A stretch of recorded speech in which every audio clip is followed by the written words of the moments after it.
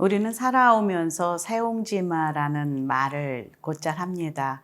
우리 인생의 한치 앞도 알 수 없다는 그런 의미이겠지요. 길흉화복, 길이 될지 흉이 될지 화가 될지 복이 될지 우리는 살아가면서 어떻게 될지를 알지 못합니다.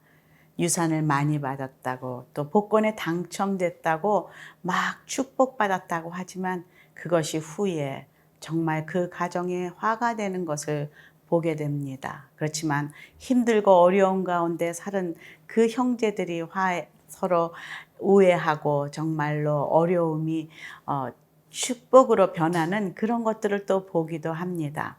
오늘 말씀 속에서 정말 나는 재수가 없어서 정말 하나님의 저주를 받아서 바벨론으로 끌려갔나 보다 했던 포로들은 좋은 무화과 나무다.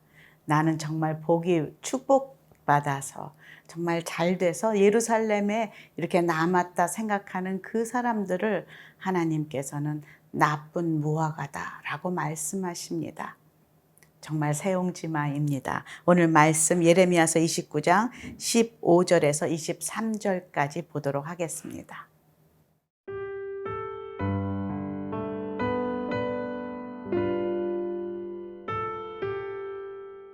예레미야 29장 15절에서 23절 말씀입니다.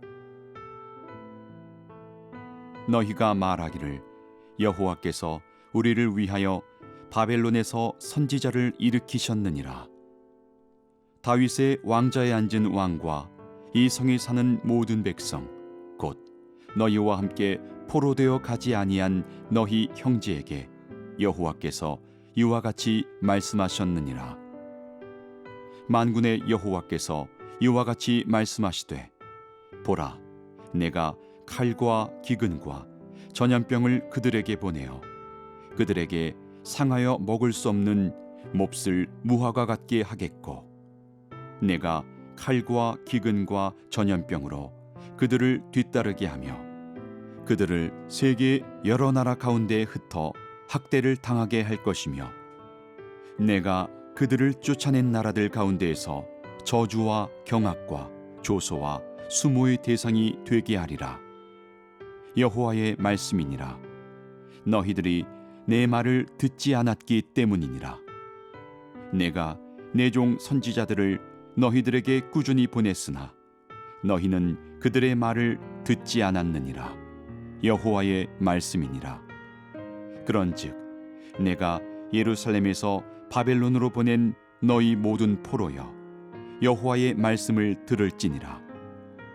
만군의 여호와 이스라엘의 하나님께서 골라야의 아들 아합과 마아세야의 아들 시드기야에 대하여 이와 같이 말씀하시니라. 그들은 내 이름으로 너희에게 거짓을 예언한 자라. 보라, 내가 그들을 바벨론의 왕 느부갓네살의 손에 넘기리니 그가 너희 눈앞에서 그들을 죽일 것이라. 바벨론에 있는 유다의 모든 포로가 그들을 저주거리로 삼아서 이르기를 여호와께서 너를 바벨론 왕이 불살라 죽인 시드기야와 아합 같게 하시기를 원하노라 하리니, 이는 그들이 이스라엘 중에서 어리석게 행하여 그 이웃의 아내와 간음하며 내가 그들에게 명령하지 아니한 거짓을 내 이름으로 말함이라. 나는 알고 있는 자로서 증인이니라. 여호와의 말씀이니라 하시니라. 어제에 이어서 예레미야 29장은 바벨론에 이미 포로로 끌려간 유다 백성들에게 곧 돌아갈 그런 헛된 꿈, 그런 희망을 버리고 그곳에서 하나님의 징계를 스스로 받아들이고 고난의 기간을 회개하며 거룩한 주의 백성들로 준비되어 거듭나라 하는 편지를 보내게 됩니다. 그것도 70년을 그곳에서 머물게 된다라는 그런 편지를 보내게 되지요. 그런데 오늘은 또 예루살렘에 남아있는 나머지 유다 백성들에게도 동일하게 하나님은 말씀하십니다. 16절에서 18절까지 보겠습니다. 다윗의 왕좌에 앉은 왕과 이 성에 사는 모든 백성 곧 너희와 함께 포로되어 가지 아니한 너희 형제에게 여호와께서 이와 같이 말씀하셨느니라.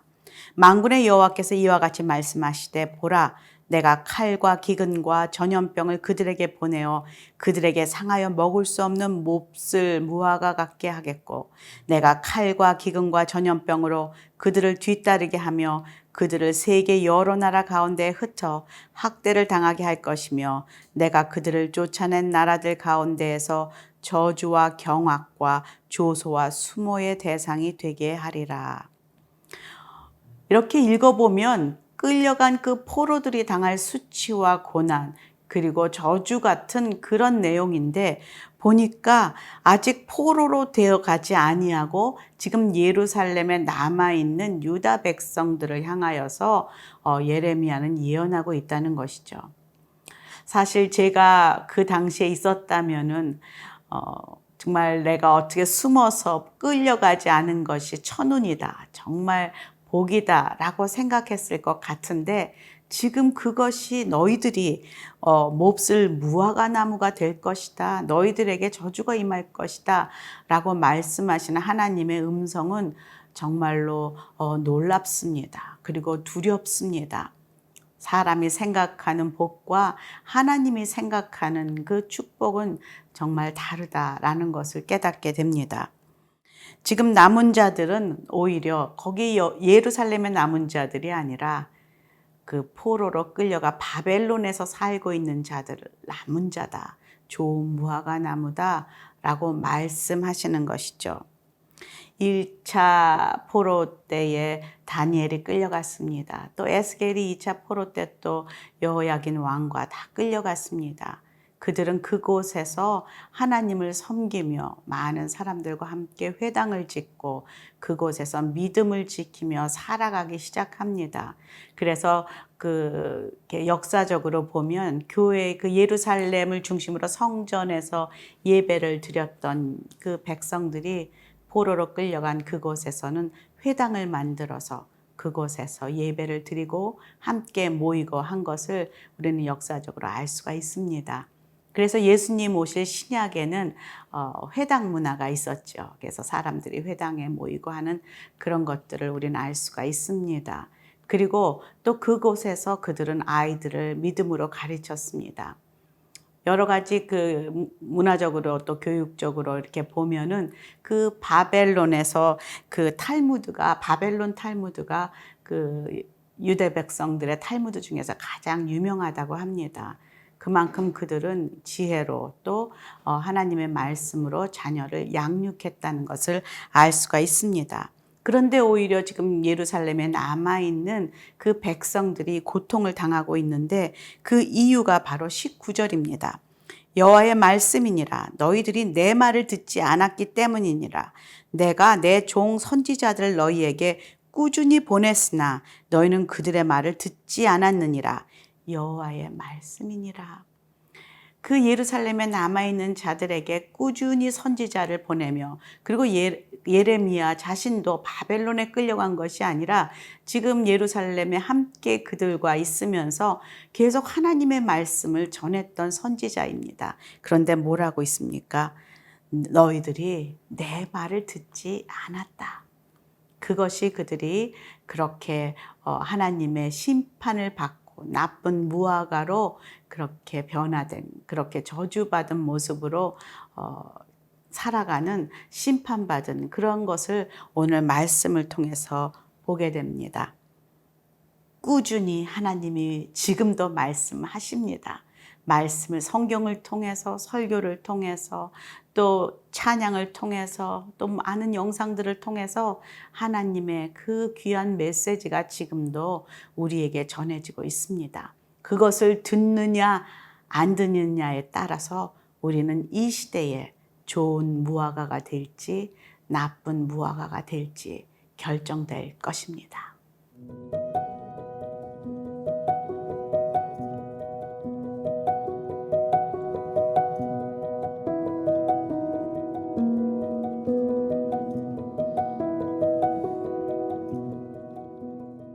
하나님이 꾸준히 선지자를 보내서 말씀을 선포하셨다라고 지금 기록하고 있습니다. 그런데 왜 사람들은 그것에 귀를 기울이지 않았을까라는 것을 좀 묵상해 봅니다. 지금도 그렇습니다. 가만히 나를 보면 또 사람들을 보면 우리 안에 정말 내가 듣고 싶은 말만 듣는 그런 우리의 본성이 있기 때문입니다. 내가 생각하기에 복이라고 생각하는 것을 하나님이 주시지 않으면 그것을 복이라 생각하지 않습니다.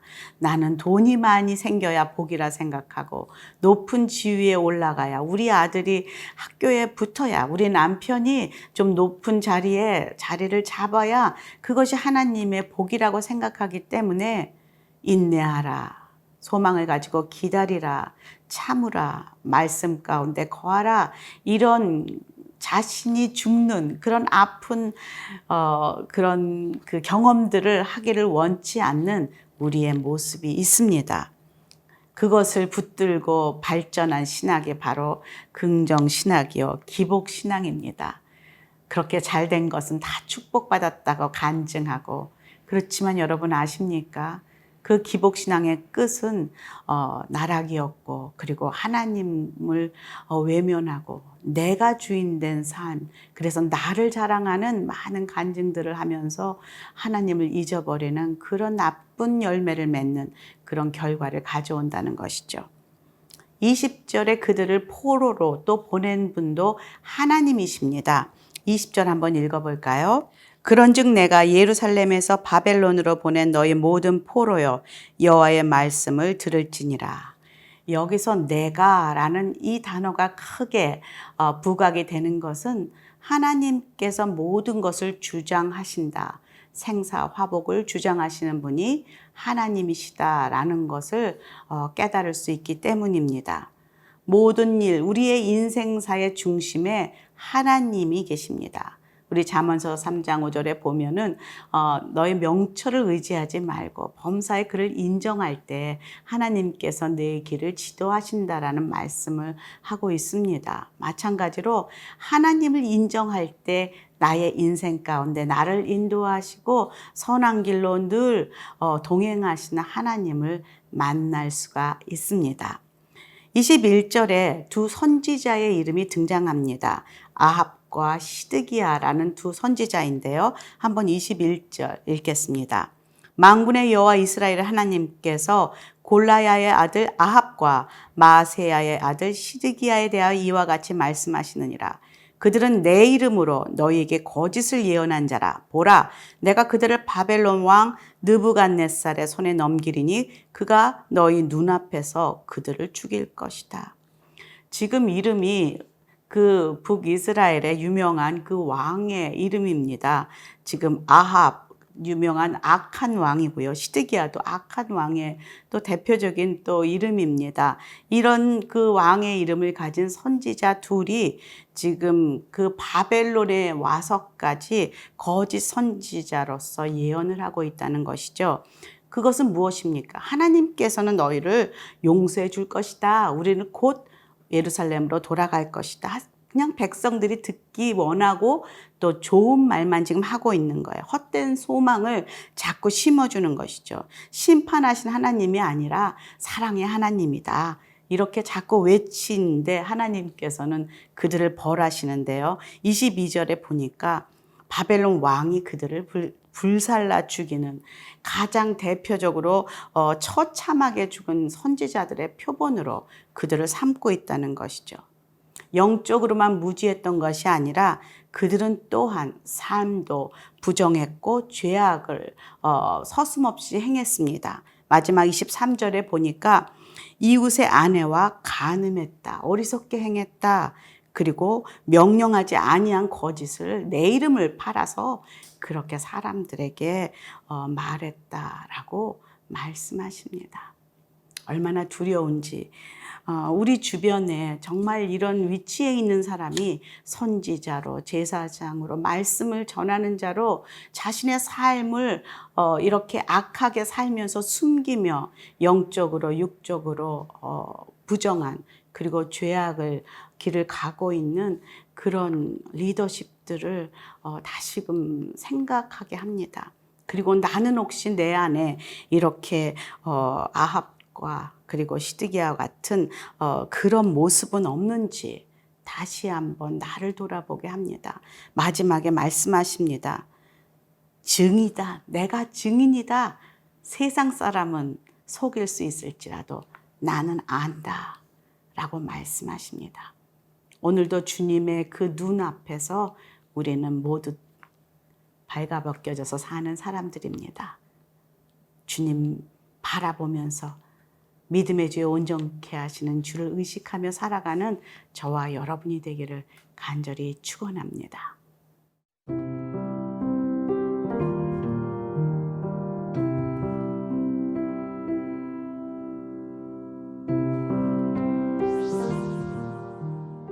하나님, 내 안에도 이렇게 아합과 시드기야와 같은 악함이 있는 것을 고백합니다.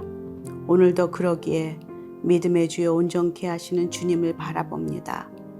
믿음으로 살게 도와주시고 말씀에 순종하며 살 수 있도록 도와주시옵소서. 예수님 이름으로 기도합니다. 아멘.